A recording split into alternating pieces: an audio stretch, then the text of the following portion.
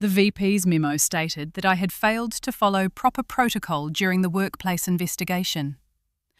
The external investigator's report, sent directly to the CEO, cited my documentation as the only compliant record in the entire process. I'd been assigned to investigate harassment complaints in our Vancouver remote team in January. I'd interviewed 7 employees. I'd documented every conversation. I'd followed the company's investigation handbook step by step. The VP had told me to close the investigation without filing a formal report. I'd refused and submitted my findings to HR on February 3rd. The VP's memo to the executive team was dated February 10th. It stated that I had mishandled the investigation, failed to maintain confidentiality, and created liability for the company through procedural errors.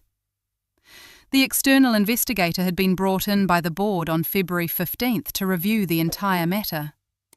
Her report concluded on February 28th. She found that my investigation had been thorough, properly documented, and compliant with all policies. She noted that the VP's directive to close the investigation without reporting was itself a violation of company policy. The CEO received both documents.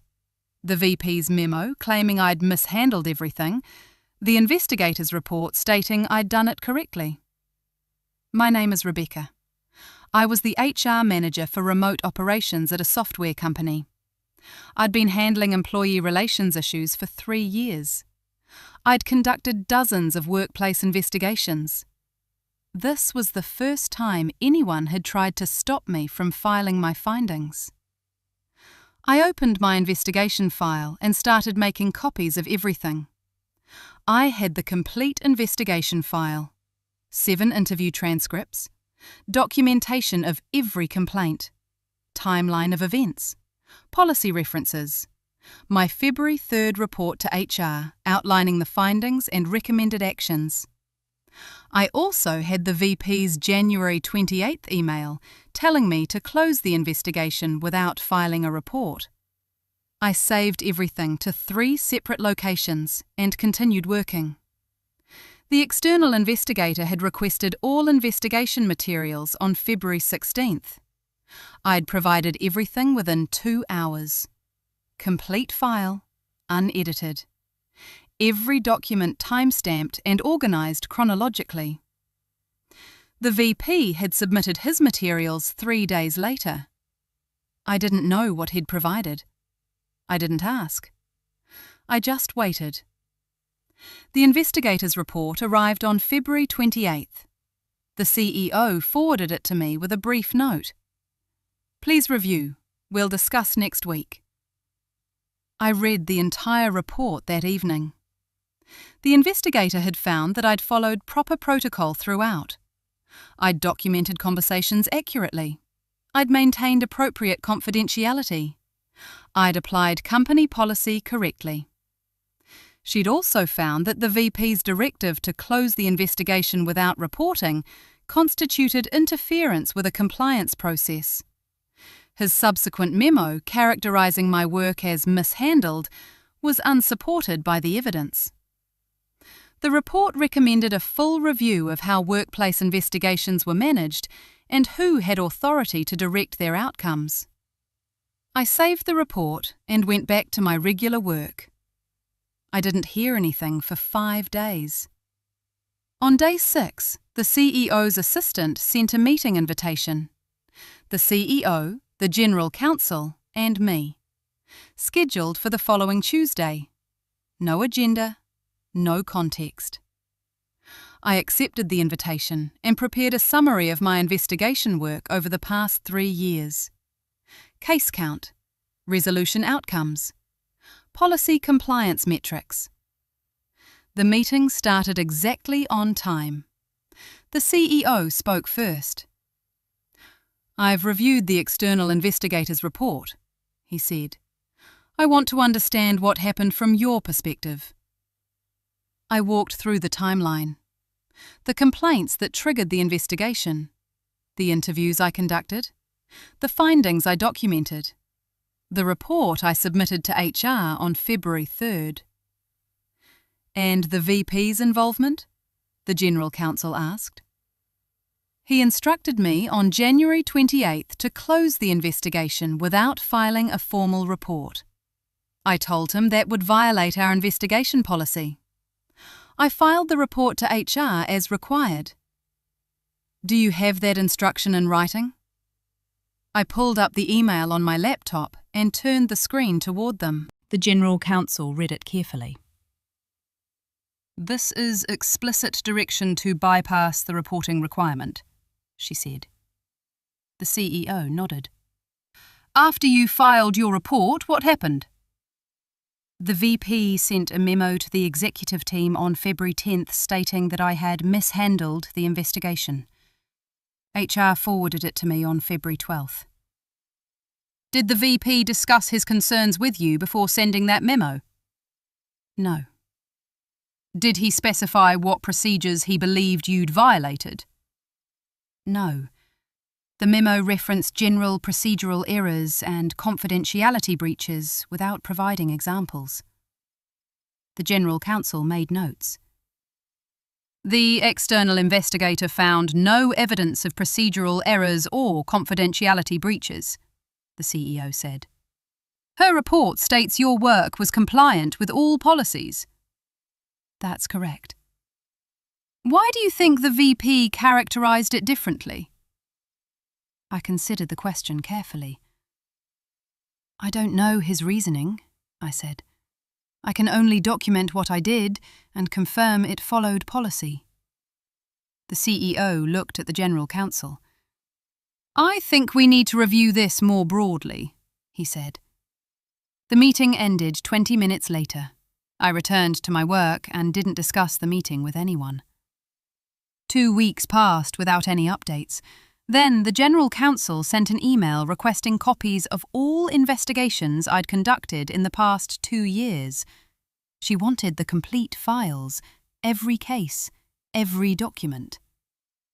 I compiled everything and sent it within a day. 43 investigations, thousands of pages of documentation. I didn't hear back for another week.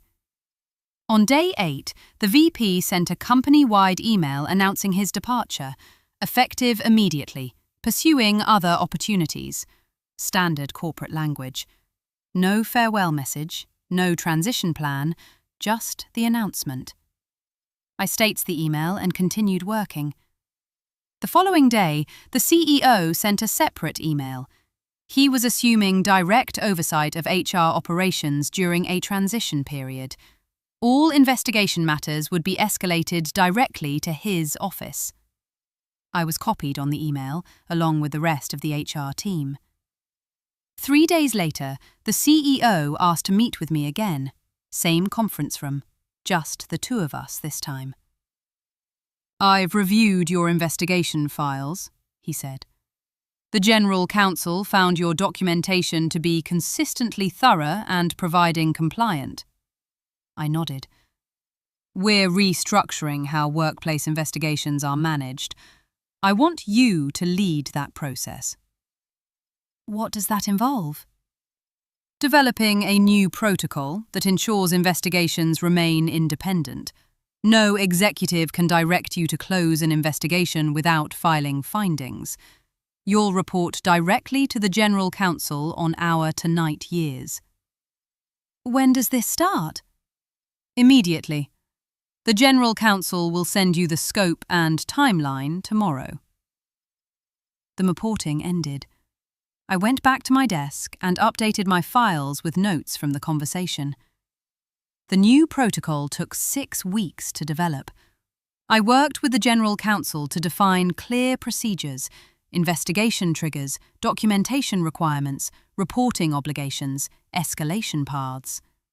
The protocol specified that no one outside the investigation team could direct the closure of an open investigation. All findings had to be documented and reported to the General Counsel, regardless of outcome. The board approved the protocol in April. It was implemented company-wide in May. I continued managing investigations under the new structure. Every case documented, every finding reported, every procedural step followed. No one interfered with my work. 6 months after the VP's departure, I was promoted to Director of Employee Relations. The role came with expanded responsibilities and a team of 3 investigators reporting to me. I trained each investigator personally. I showed them how to document interviews, how to maintain confidentiality, how to apply policy consistently. I didn't tell them about the VP's interference or the external investigation. I just explained the procedures and why they mattered. The team conducted 28 investigations in the first 6 months. Every case was documented according to protocol. Every finding was reported to the General Counsel. A year after the external investigator's report, we passed a compliance audit with 0 findings related to investigation procedures. The auditor specifically noted the strength of our documentation practices and independence protocols. The CEO shared the results with the board. I was copied on the summary. I filed it with my other records and moved on to the next case. 18 months after the protocol implementation, I was recruited by a larger company. Chief People Officer role, direct report to the CEO, oversight of all HR functions, including investigations. The offer was significant. The scope was broader than anything I'd managed before. I accepted. My departure was announced 3 weeks before my start date. The CEO thanked me for rebuilding the investigation function's integrity. I thanked him for supporting the protocol changes and moved on. The new company had its own challenges: inconsistent investigation practices, limited documentation standards, unclear reporting structures. I implemented the same protocol I developed at my previous company: independent investigation teams, clear documentation requirements, direct reporting to legal counsel. The system worked the same way in the new environment. 2 years after the external investigator's report, I was managing employee relations for a company 3 times the size of my original employer. We handled over 100 investigations annually. Every case followed the same protocol: document thoroughly, maintain independence, report findings regardless of outcome. No executive could interfere with an investigation's completion or reporting. 3 years after leaving my original company, I was asked to present at an HR leadership conference. The topic was maintaining investigation independence in complex organizations. I presented on documentation protocols, reporting structures, and independence safeguards. I didn't mention the VP's interference. I didn't reference the external investigator's report or the CEO's decision to restructure our processes.